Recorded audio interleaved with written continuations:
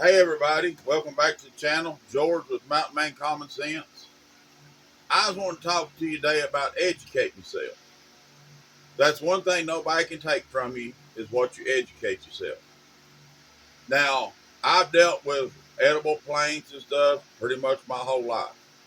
And I eat them all the time, but I still have books on edible plants. I have medical plants because I don't know everything. I don't pretend to. Okay, I've got several books on foraging. There's one on mushrooms, and I don't think you can have too many of these books. And this is just a small sample of what I have. And here's a complete guide of wild vegetables or wild edibles and stuff. And I go through them books all the time. And the other day, I found out that marigolds is edible. I did not know that. And there's marigolds all over my yard. They said you just take and wash them real good, take the flour and wash it. You run it down through some egg wash, dip it into some flour and meal, deep fry it, and it's supposed to be a good thing. I ain't tried it yet, but it's nice to know if you ever got down hungry enough that you needed something like that. It's right out there in the yard. Okay, I've canned and preserved my whole life. I've got books on canning. Here's the Pepper's Pantry, the Homesteader's Guide to Canning and Preserving, the Ball Big Book of Preserving. This is a little book that my neighbors, Pleasant Emma Lawson, give me. It's just all about preserving different things. I've got a few recipes in here that they left in the book for me of how they do things. Uh, you know, you don't know everything, and I don't either. Now, well, let me make a statement. I am no way affiliated with none of these books, but I want to come on here and show you that you can buy these books and you can educate yourself. If you take a plant book and go out into your yard or in your neighborhood and look at plants and look them up, if you learn one plant that's edible a week, that's 52 plants in a year. Okay, it wouldn't take you long. You can learn a lot of plants that's edible, a lot of plants that's medical. If you do an edible and then do a medical, you're still at around 26 a piece in a year's time, and that'd be a good thing to know if it ever comes down to where you're dependent on that, or maybe you got a child that's got poison ivy. I can show you a cure for poison ivy. At they call it jewelweed. We up here in the mountains we call it touch me not. You take it, just crush it up, rub it on that poison ivy, in 2 days it's gone. Well, I've got books on gardening. Here's gardening, and here's a book that's on tinctures that you can fix for your garden, like stuff that you fix up that runs bugs off, so they ain't eating your stuff up. If you want to go kind of organic or natural, it tells you how to go in here and like mix things together to put on your crops that actually makes them, just flourish. And there's things in here about stopping blossom and rot on tomatoes. It tells you how to go in and sucker mater plants and stuff like that. There's a lot of knowledge in these books. And if you learn all this, you can go out here and do about anything you want to do. Okay, I'm 54-year old. I ain't been married long enough to keep a rabbit alive. I guess I'm just not a good husband. But I've been cooking ever since. And I think I'm a pretty good cook. At least people lie and tell me so. But, you know, I love these little neighborhood or church uh, cookbooks. They tell you all kinds of recipes and desserts and stuff like that. And, you know, there's times you get tired of eating a hamburger every day or a taco or whatever. And it's nice to have a cookbook that you can look up and go in and pick something nice that your family's never seen or heard of. And I got the Taste of History in that. I've got one here that tells you how to on the diet foods. Here's another Canon Preserver book. Okay, this is just a small fraction of the books I have. I bet I've got 35 or 40 cookbooks. And I probably have more than that in the medical herbs, gardening, and stuff like that. And there's still some out there that I'd like to have. I seen some out there the other day, and as I get money and can afford to do it, I will order more. But if the grid ever goes down, these books will be worth their weight in gold. Get online, research them, and a buddy of mine, they was cleaning out his, let's see, it was his wife's grandmother's house, and they found this little book, and it's it was written back in the 1800s, and it was republished back in the about the 1960s. But this is the little book that the doctors kept in the bottom of their little bag when they went door to door back in the day, and they come in and checked on you, and they would look up your ailments in this book. What's happening with you? And then they would come up with their best diagnosis, and then it tells you this is the plant that cures this. And they would go to the woods and hunt them up, and then they would do the pharmaceutical stuff right there at your house. And when they left you, some kind of medicine or prescription of medicine for you to take to get you better. And they still make these books. They still sell them.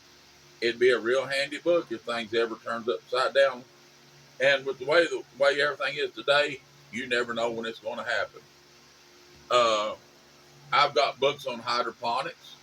I've learned to grow lettuce, hydroponics, and you can grow some amazing lettuce. And all I've got is a tote with a lid.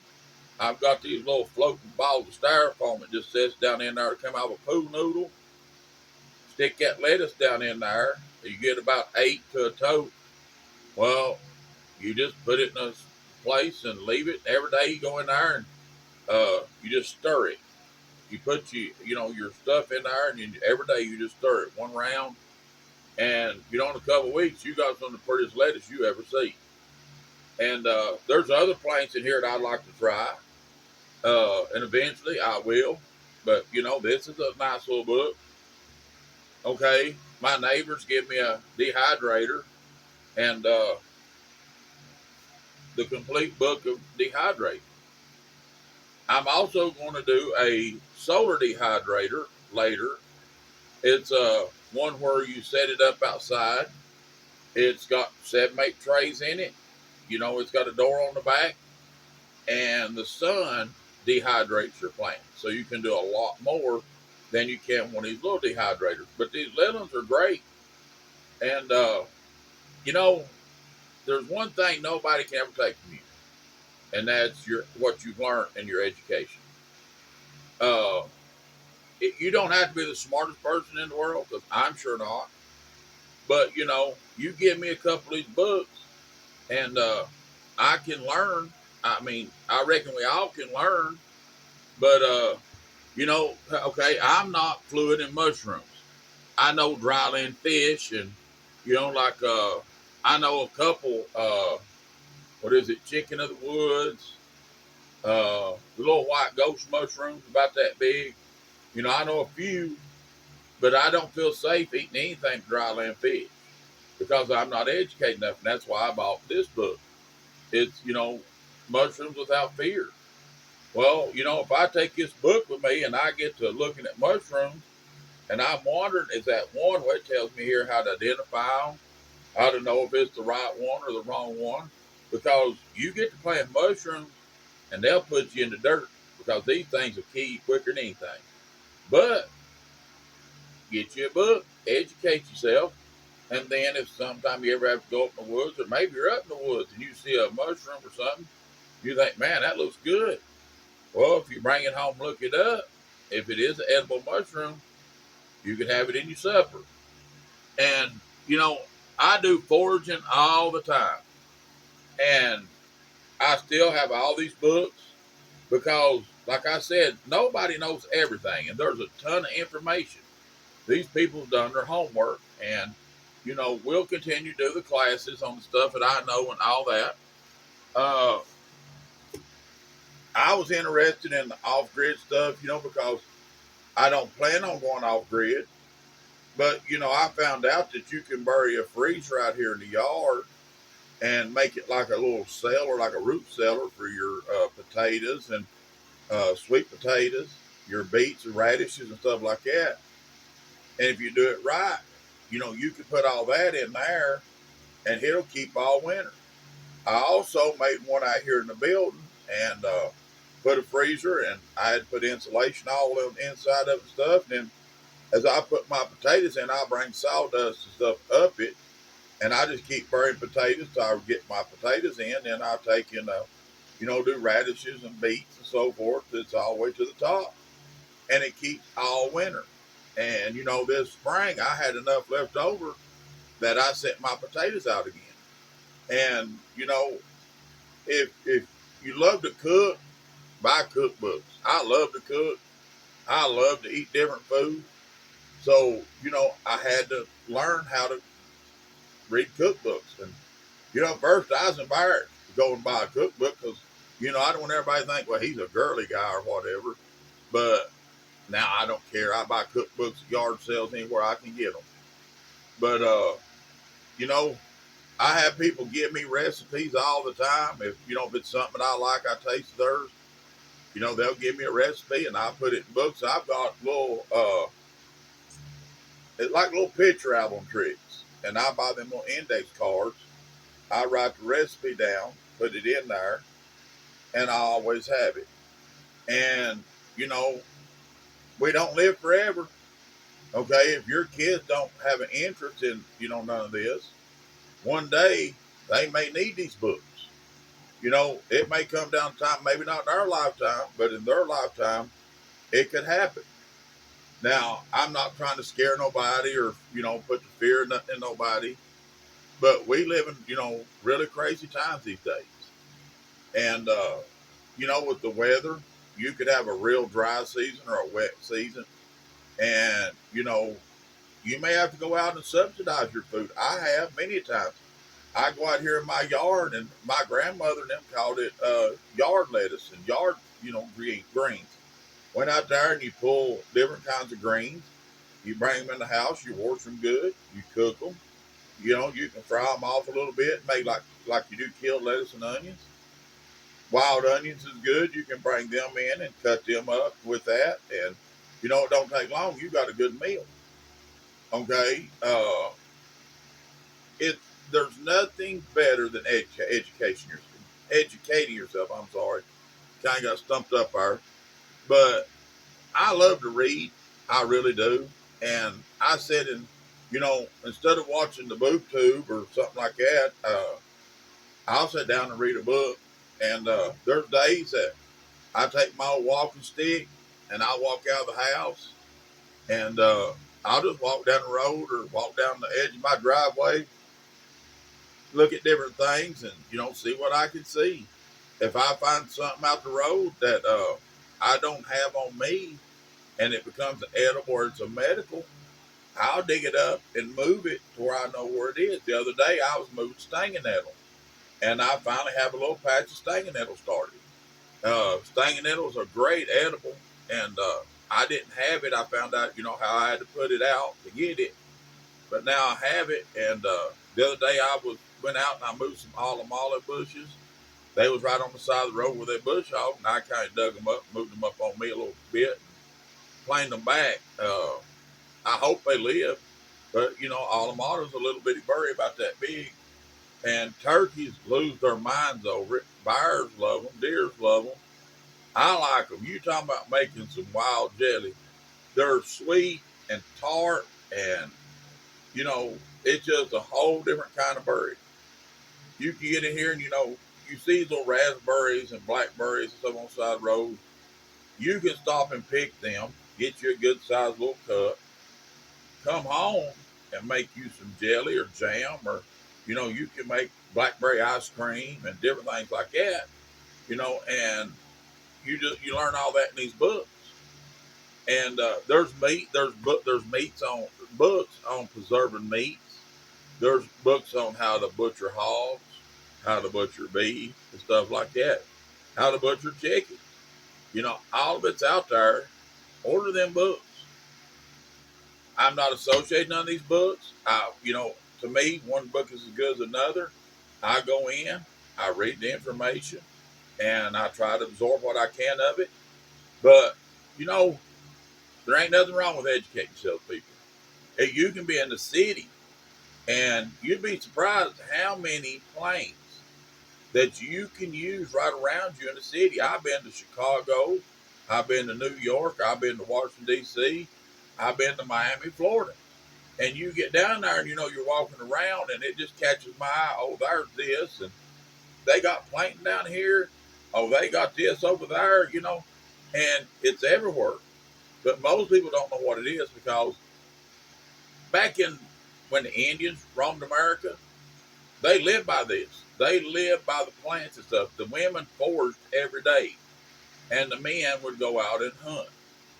Okay, today it could be men foraging and women hunting because there's some awful good women hunters out there. But it may be that okay, you killed a deer yesterday. Well, do you just want to eat meat? We need to go out here and hunt up some duck potatoes, and maybe we'll have some greens and stuff with it. Or there's some kind of seed that you can grind and make a bread out of, or with them tortillas and stuff. You know, there's a big world out there of stuff that you can eat. And back when the trappers went out, they trapped and got meat. And there's books, all kinds of books on trapping and stuff like that. Well, traps hunt when you can't. Okay, I used to trap a lot, but with my back in the condition, then I'm not really able. And I've eaten coons, and I love coons. I've eaten groundhogs. I love groundhog. These kids around here, they find out Uncle George is making a groundhog or something like that, they coming because when they were little, they tasted it, tried it, and liked it. And if I called today and told them, "Hey, I'm fixing groundhog for supper," this house would be full of people coming with their plates. But you know, take your kids with you. Little kids are just a just a sponge for knowledge. And you can take them out and say, hey, to your son or daughter or grandchildren even, this is what this is, and you can eat that. And let them, feel of it, touch it, look at it, taste it, smell it, and all. And that way they know. And you'll be surprised when they get older up in life, that'll stick with them. And, the more you educate the kids, the more this dying art, comes back. I'm gonna have classes on edibles and medical plants and stuff. I'm gonna do a lot of videos on them because I know that not a lot of people know about them. But what happens if the internet goes down, like I said, or the grid or whatever? Okay, all that mess is gone. You can't get to it. Okay, you better have a couple books laying around. Now, I'm not going to say buy these books. Look online. Find books that you can afford. Find books that catches your attention. And, it's about things you want to know.